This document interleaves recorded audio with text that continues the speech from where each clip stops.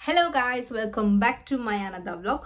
So ಇವತ್ತಿನ video ಏನಪ್ಪಾ ಅಂತ ಅಂದ್ರೆ ನಾನು ಲಾಸ್ಟ್ ವಿಡಿಯೋನಲ್ಲಿ ಹೇಳಿದೆ ಕಾಪಿ ರೈಟ್ ಸ್ಟ್ರೈಕ್ಸ್ ಯಾಕೆ ಆಗುತ್ತೆ ಅಂತ ಓಕೆನಾ. ಸೊ ಇವಾಗ ಈ ವಿಡಿಯೋದಲ್ಲಿ ಏನು ತೋರಿಸ್ತಾ ಇದ್ದೀನಿ ಅಂತ ಅಂದ್ರೆ ಕಾಪಿ ರೈಟ್ ಆಗಿರೋ ಸ್ಟ್ರೈಕ್ಸ್ ಎಷ್ಟು ದಿನ ಆದ್ಮೇಲೆ ಹೋಗುತ್ತೆ ಅನ್ನೋ ಡೌಟ್ ಎಲ್ರಿಗೂ ಇದ್ದೇ ಇರುತ್ತೆ ಅಲ್ವಾ. ಸೊ ಅದನ್ನ ನಾನು ಇವಾಗ ನೀಟಾಗಿ ಎಕ್ಸ್ಪ್ಲೇನ್ ಮಾಡಿ ಲೈವ್ ಆಗಿ ತೋರಿಸ್ತೀನಿ ಓಕೆನಾ. ಸೊ ಯಾ ಸ್ಟಾರ್ಟ್ ಮಾಡೋಣ. ಎಸ್,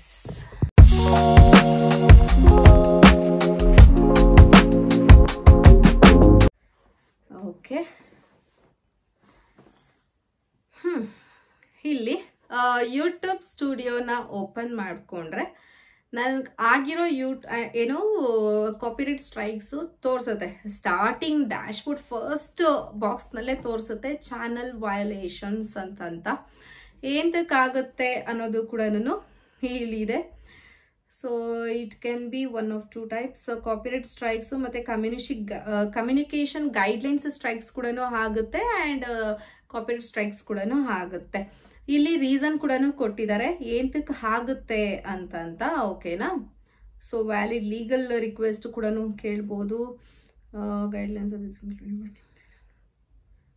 ಓಕೆ ನೋಡಿ ಏನೇಂತಕ್ಕೆ ಅಂತಲೂ ಕೂಡ ಇದೆ. ಇಲ್ಲಿ ಓದ್ಕೊಳ್ಳಿ. Instance of sexual content, violent and graphic content, harmful and dangerous content or spam. So ಈ ಥರದ ರೀಸನ್ಸು ಕೂಡ ಅಲ್ಲೇ ಕೊಟ್ಟಿದ್ದಾರೆ. ಸೊ ಆ ಥರದ್ದು ಆಯಿತು ಅಂತಂದರೆ ಆಟೋಮೆಟಿಕ್ಕಾಗಿ ಏನೋ ಕಾಪಿರೈಟ್ ಸ್ಟ್ರೈಕ್ ಆಗುತ್ತೆ.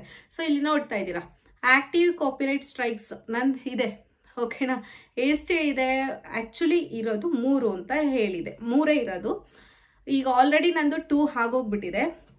ಇನ್ನು ಒಂದಾದ್ರೂ ನನ್ನ ಯೂಟ್ಯೂಬ್ ಚಾನೆಲ್ ಓಕೆನಾ. ಸೊ ಏನೇನಿದೆ ಒಳಗಡೆ ಅಂದ್ಬಿಟ್ಟು ನೋಡೋಣ ಓಕೆನಾ. ಸೊ ನೋಡಿ, 2 copyright strikes. We received a copyright removal request for your video based on applicable copyright law. Okay, na? We recommend you to video from YouTube. Okay, removed from YouTube. Your channel received a strike. If you get 3 copyright strikes, your channel will be subjected to removal. ಗೊತ್ತಾಯ್ತಲ್ಲ. ಇನ್ನು ಒಂದಾದ್ರೂ ಕೂಡ ನಂದು ಹೋಗುತ್ತೆ. So ನಂದು ಯಾಕೆ 2 ಆಯಿತು ಅಂದ್ಬಿಟ್ಟು ನಾನು ಪ್ರೀವಿಯಸ್ ವಿಡಿಯೋದಲ್ಲಿ ಆಲ್ರೆಡಿ ಹೇಳಿದ್ದೆ ಓಕೆನಾ. ಸೊ ಇವಾಗ ಆಲ್ರೆಡಿ ಆಗೋಗ್ಬಿಟ್ಟಿದೆ ಅಲ್ವಾ, ಕರೆಕ್ಟ್. ನಂದು ಇವಾಗ ಆಲ್ರೆಡಿ 2 ಆಗ್ಬಿಟ್ಟಿದೆ. ಸೊ ಈಗ ಅದನ್ನ ಹೇಗೆ ರಿಮೂವ್ ಮಾಡೋದು? ಆಗಲ್ಲ. ನಾವು ಅದನ್ನ ರಿಮೂವ್ ಮಾಡೋದಕ್ಕೆ ಯಾವುದೇ ಕಾರಣಕ್ಕೂ ಆಗಲ್ಲ. ಆಟೋಮೆಟಿಕ್ಕಾಗಿ ಅದೇ ಹೋಗುತ್ತೆ. ಹೇಗೆ ಹೋಗುತ್ತೆ ಅದಕ್ಕೆ ಅಂತ ಒಂದು ಟೈಮ್ ಪೀರಿಯಡ್ ಇಟ್ಟಿದ್ದಾರೆ ಅವರೇನೆ ಓಕೆನಾ. ಇವಾಗ ಫಾರ್ ಎಕ್ಸಾಂಪಲ್ ನಂದು 3ನಲ್ಲಿ 1 ಆಗಿದೆ ಅಂತ ಸಾರಿ ಇವಾಗ 2ನೇ ಆಗಿದೆ, 2 ಆಗಿದೆ ಅಂತ ಅನ್ಕೊಳ್ಳಿ. ಒಂದು ವಿಡಿಯೋಗೆ 90 ಡೇಸ್ ಅಂತ ಟೈಮ್ ಕೊಟ್ಟಿದ್ದಾರೆ. ಅಂದರೆ ಆ ಕಾಪಿರೈಟ್ ಹೋಗೋದಕ್ಕೆ 90 ಡೇಸ್ ಆದಮೇಲೆ ಆಟೋಮೆಟಿಕ್ಕಾಗಿ ಹೋಗುತ್ತೆ ಓಕೆನಾ. ಆಟೋಮೆಟಿಕ್ಕಾಗಿ ಹೋಗುತ್ತೆ. ಸೊ ಇಲ್ಲಿ ಕೊಟ್ಟಿದ್ದಾರೆ ನೋಡಿ, do nothing, strikes expire after 90 days as long as you complete copyright school. ಸ್ಟಾರ್ಟಿಂಗ್ನಲ್ಲಿ ಕಾಪಿರೈಟ್ ಬಂದಾಗ ನಮ್ಗೊಂದು ನೋಟಿಫಿಕೇಶನ್ ಕೂಡ ಬರುತ್ತೆ. ಫಸ್ಟ್ ಕಾಪಿರೈಟ್ ಆದಾಗ ಓಕೆನಾ ಒಂದು ವಿಡಿಯೋ ಬರುತ್ತೆ. ಆ ವಿಡಿಯೋನ ನಾವು ಕಂಪ್ಲೀಟ್ ಮಾಡಬೇಕು. ಅದ್ರಲ್ಲಿ ಏನು ಜಸ್ಟ್ ಏನು ಇರಲ್ಲ. ಇಲ್ಲಿ ನಾವು ಓದ್ತಾ ಇದ್ದೀವಿ ಅದು ಅಲ್ಲಿ ವಿಡಿಯೋನಲ್ಲಿ ಇರುತ್ತೆ ಅಷ್ಟೇ. ಈ ಥರ ಏನು 90 ಡೇಸ್ ಆದಮೇಲೆ ಆಟೋಮೆಟಿಕ್ಕಾಗಿ ಹೋಗುತ್ತೆ. ಮತ್ತು ಯಾಕೆ ಏನು ಈ ಬಂತು ಏನಕ್ಕೆ ಬರುತ್ತೆ ಅದು ನಾವು ಏನು ಮಿಸ್ಟೇಕ್ ಮಾಡಬಾರ್ದು ಅನ್ನೋದೆಲ್ಲ ಆ ವಿಡಿಯೋದಲ್ಲಿ ಇರುತ್ತೆ. ಗೈಡ್ಲೈನ್ಸಸ್ ಇರುತ್ತೆ ಆ ವಿಡಿಯೋದಲ್ಲಿ ಓಕೆನಾ ಅಷ್ಟೇ. ಓಕೆ, ಸೊ ರಿಕ್ವೆಸ್ಟ್ ಆಯಿತು, subject concern notification okay. 90 days ಆದಮೇಲೆ ಆಟೋಮೆಟಿಕ್ಕಾಗಿ ಹೋಗುತ್ತೆ. ನಂದು ಇವಾಗ ನಾನು ಹೇಳಿದೆ ನಾನು ಏನು ಮಿಸ್ಟೇಕ್ ಮಾಡಿದೆ ಅಂತ ಒಂದೇ ವಿಡಿಯೋ ನಾನು ಡೈರೆಕ್ಟಾಗಿ ಯೂಟ್ಯೂಬ್ನಲ್ಲಿ ಅಪ್ಲೋಡ್ ಮಾಡಿದೆ. ನನಗೆ ಚೆಕ್ಕಿಂಗ್ಸ್ ನನಗೆ ಗೊತ್ತಾಗಲಿಲ್ಲ. ಸೊ ಅಪ್ಲೋಡ್ ಮಾಡಿಬಿಟ್ಟೆ, ಅದು ಕಾಪಿರೈಟ್ ಆಯಿತು. ನನಗೆ ಅದು ಆಡಿಯನ್ಸ್ಗೆ ಸ್ವಲ್ಪ ಜಾಸ್ತಿ ರೀಚ್ ಆಯಿತು ಅಂದ್ಬಿಟ್ಟು ಮತ್ತೆ ಏನು ಮಾಡಿದೆ, ಓಕೆ ಬೇಜಾರಾಯಿತು ಅಂದ್ಬಿಟ್ಟು ಮತ್ತೆ ಅಪ್ಲೋಡ್ ಮಾಡೋಣ ಅಂದ್ಬಿಟ್ಟು ಇನ್ನೊಂದ್ಸರಿ ಅಪ್ಲೋಡ್ ಮಾಡಿದೆ. ಫಸ್ಟ್ ನೋಡಿ, ಫಸ್ಟ್ ನನಗೆ ಜಾನ್ 13th ನನಗೆ ಒಂದು ಬಂದಿದೆ ಏನು ಕಾಪಿರೈಟ್. ಇದು ಏನು ಕಂಟೆಂಟ್ ಯೂಸ್ ಮಾಡಿರೋದಕ್ಕೆ ಮ್ಯಾಕ್ಸ್ ಬಿ ಕ್ರಿಯೇಷನ್ ಇದು ನಾನು ಹೇಳಿದ್ನಲ್ಲ, ಆ ಕ್ಲಿಪ್ ಯೂಸ್ ಮಾಡಿಬಿಟ್ಟಿದ್ದೀನಿ. ಆ ರೀಸನ್ಗೆ ನನಗೆ ಬಂದಿದೆ ಓಕೆನಾ. ಸೊ ಅದಾದಮೇಲೆ ಇದೆಲ್ಲ ಒಂದು ಸ್ವಲ್ಪ ಆಯಿತು ಅಂದ್ಬಿಟ್ಟು ಓಕೆ ಬೇಜಾರಾಯಿತು ಅಂತ ಅಂದ್ಬಿಟ್ಟು ನನಗೆ ಗೊತ್ತಾಗಿಲ್ಲ. ಮತ್ತೆ ಜಾನ್ 19 ಸೇಮ್ ವಿಡಿಯೋನೇ ಅಪ್ಲೋಡ್ ಮಾಡಿಬಿಟ್ಟಿದ್ದೀನಿ ಓಕೆನಾ. Same upload ಮಾಡಿಬಿಟ್ಟಿದ್ದೀನಿ.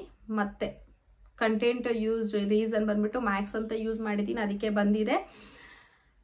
ಮತ್ತು ಇಲ್ಲಿ ತೋರಿಸುತ್ತೆ ಕಂಟೆಂಟ್ ರಿಮೂವಲ್ ರಿಕ್ವೆಸ್ಟ್ ಯಾರಿಂದ ಬಂದಿದೆ ಅಂದ್ಬಿಟ್ಟು. ನನಗೆ ಸಮ್ ಕಂಪನಿಯಿಂದ ಬಂದಿದೆ ಹೇಳೋದು ಬೇಡ. ಸೊ ಆ ರೀತಿ ಬಂದಿದೆ. ಫಾರ್ ಎಕ್ಸಾಂಪಲ್ ಇದು ಓಕೆ. ಇವಾಗ ಫಾರ್ ಎಕ್ಸಾಂಪಲ್ ನಾನು ಆವಾಗಲೇ ಹೇಳಿದೆ, ನಿಮ್ಮ ಕಂಟೆಂಟ್ನ ನಾನು ಸೇಮ್ ಕಾಪಿ ಮಾಡಿದ್ದೀನಿ. Same in the sense like ಒಂದು ಸ್ವಲ್ಪ ಚೇಂಜಸ್ ಮಾಡಿದ್ದೀನಿ. ಒಂದು ಕಂಟೆಂಟ್ ಟಾಪಿಕ್ ತೊಗೊಂಡಿದ್ದೀನಿ, ಆ ಟಾಪಿಕ್ನ ನಾನು ಮಾತಾಡಿದ್ದೀನಿ. ಆದರೂ ಕೂಡ ಅವರು ರಿಮೂವಲ್ ರಿಕ್ವೆಸ್ಟ್ ನನಗೆ ಕಳಿಸ್ಬಿಟ್ಟಿದ್ದಾರೆ ಅಂತ ಅಂದ್ಕೊಳ್ಳಿ. ಇವಾಗ ನಿಮ್ದನ್ನ ನಾನು ಏನೋ ನಿಮ್ಮ ವಿಡಿಯೋನಲ್ಲಿ ಒಂದು ಕಂಟೆಂಟ್ ತೊಗೊಂಡು ನಾನು ಮಾಡಿದ್ದೀನಿ, ನಾನು ಅದನ್ನು ಅಪ್ಲೋಡ್ ಮಾಡಿದ್ದೀನಿ. ಇವಾಗ ನೀವು ನನಗೆ ರಿಕ್ವೆಸ್ಟ್ ಕಳಿಸ್ತೀರಾ, ನನ್ನ ಕಂಟೆಂಟ್ನ ನೀನು ಯೂಸ್ ಮಾಡಿದ್ರೆ ರಿಮೂವ್ ಮಾಡು ಅಂತ ಅಂದ್ಬಿಟ್ಟು ಒಂದು ರಿಕ್ವೆಸ್ಟ್ ಕಳಿಸ್ತೀರಾ. ಸೊ ಅದು ಕಳಿಸಿದಾಗ ಅದನ್ನು ಕೂಡ ನೋಡಿ, ಇಲ್ಲಿ ಆ್ಯಕ್ಷನ್ಸ್ ಅಂತ ಬರುತ್ತೆ, ಸೆಲೆಕ್ಟ್ ಆ್ಯಕ್ಷನ್. ನಾನು ಇಲ್ಲಿ ಬರುತ್ತೆ ಅಂದರೆ ಕಾಂಟ್ಯಾಕ್ಟ್, ಅವ್ರನ್ನ ಡೈರೆಕ್ಟಾಗಿ ಕಾಂಟ್ಯಾಕ್ಟ್ ಮಾಡಿ ಕೂಡ ನಾನು ಹಿಂಗೆ ರಿಕ್ವೆಸ್ಟ್ ಮಾಡ್ಬೋದು. ಇಲ್ಲ ನಂದು ಈ ಥರ ಇಲ್ಲ, ನಾನು ಹಿಂಗೆ ಹೇಳಕ್ಕೆ ಹೋದೆ, ನಿಮ್ಮದು ಕಂಪ್ಲೀಟ್ಲಾಗಿ A to Z ನಾನು ಕಾಪಿ ಮಾಡಿಲ್ಲ, ಜಸ್ಟ್ ಟಾಪಿಕ್ ತೊಗೊಂಡಿದ್ದೀನಿ ಅಂತಲೂ ರಿಕ್ವೆಸ್ಟ್ ಮಾಡ್ಕೋಬೋದು. ಅವ್ರು ಏನಾದರೂ ವಾಪಸ್ ತೊಗೊಂಡ್ರೆ ಆ ಕಾಪಿ ರೈಟ್ ಹೋಗುತ್ತೆ, ಇಲ್ಲ ಅಂದರೆ ಹೋಗಲ್ಲ.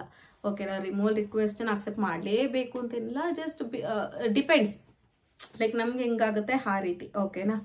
ಸೊ ಇವಾಗ ಗೊತ್ತಾಯ್ತಲ್ಲ ಹೆಂಗೆ ಏನು ಎಂತಕ್ಕೆ ಯೂಸ್ ಮಾಡಬೇಕು ಮಾಡಬಾರ್ದು ಅನ್ನೋದನ್ನೆಲ್ಲ. ಈ ರೀತಿ ಕಾಪಿ ಸ್ಟ್ರೈಕ್ಸ್ 90 days ಆಗಿದ ತಕ್ಷಣ ಆಟೋಮೆಟಿಕ್ಕಾಗಿ ಹೋಗುತ್ತೆ. ಸೊ ಮೇನ್ ಇನ್ನೊಂದೇನಪ್ಪ ಅಂತಂದರೆ ಆ 90 ದಿನದೊಳಗೆ, ಇವಾಗ ನನಗೆ ಎಷ್ಟಿದೆ 58 days. ಈ 58 days ಒಳಗಡೆ ನಾನು ಇನ್ನೊಂದು ಕಾಪಿರೈಟ್ ಮಾಡ್ಕೋಬಾರ್ದು. ಅದನ್ನು ಮಾಡಿಕೊಂಡ್ರೆ ಪ್ರಾಬ್ಲಮ್ ನನಗಿವಾಗ. ಬಟ್ ಮಾಡ್ಕೊಳ್ದೆ ಇರೋ ಥರನೇ ನಾನು ನೋಡ್ಕೊತಾ ಇರಬೇಕು ಅಷ್ಟೇ. ಸೊ ಈ ವಿಡಿಯೋ ಇಷ್ಟ ಆಗಿದೆ ಅಂತ ಅನ್ಕೊತೀನಿ, ನಿಮಗೆ ಗೊತ್ತಾಗಿರುತ್ತೆ ನಿಮ್ಗೂ. ಅದು ಬಂದರೆ ಏನು ಮಾಡೋದಪ್ಪ, ಅಯ್ಯೋ ಹಿಂಗಾಗೋಯ್ತು ಅನ್ನೋದೆಲ್ಲ ಹೆದರ್ಕೊಳ್ಳೋದೇನು ಬೇಡ. 90 daysವರೆಗೂ ವೆಯ್ಟ್ ಮಾಡಿ ಆರಾಮಾಗಿ. ಬಟ್ ಆ 90 days ಒಳಗಡೆ ಮತ್ತೆ ಇನ್ನೊಂದನ್ನ ಮಾಡ್ಕೊಳ್ಳೋದಕ್ಕೆ ಹೋಗಬೇಡಿ. ನಾನು ಇವಾಗ ಅದೇ ಪ್ರತಿಯೊಂದು ವಿಡಿಯೋ ಅಪ್ಲೋಡ್ ಮಾಡ್ಬೇಕಾದ್ರೂ ಇವಾಗ ನನಗೂ ಅದೇ ಭಯ, ಅಯ್ಯೋ ಎಲ್ಲ ಆಗ್ಬಿಡುತ್ತೋ ಏನೋ ಅಂದ್ಬಿಟ್ಟು ಪ್ರತಿಯೊಂದು ಸರಿ 2-3 ಸರಿ ಚೆಕ್ ಮಾಡಿ ವಿಡಿಯೋನ ಕೇರ್ಫುಲ್ಲಾಗಿ ಅಪ್ಲೋಡ್ ಮಾಡಬೇಕು ಅಷ್ಟೇ. So that's it. ಇಲ್ಲಿಗೆ ವಿಡಿಯೋ ಮುಗಿಸ್ತಾ ಇದ್ದೀನಿ. ಇಷ್ಟ ಆಗಿದ್ರೆ ಲೈಕ್ ಮಾಡಿ, ಸಬ್ಸ್ಕ್ರೈಬ್ ಆಗಿ. ಹೊಸಬ್ರು ಪ್ಲೀಸ್, ಇನ್ನೂ ಕೆಲವರು ಸಬ್ಸ್ಕ್ರೈಬ್ ಆಗ್ಬಿಟ್ಟು ಅನ್ಸಬ್ಸ್ಕ್ರೈಬ್ ಮಾಡ್ಕೊತಾ ಇದ್ದೀರಾ, ಹಂಗೆ ಮಾಡಬೇಡಿ, ನಿಮ್ಮಿಂದನೇ ನಾವು.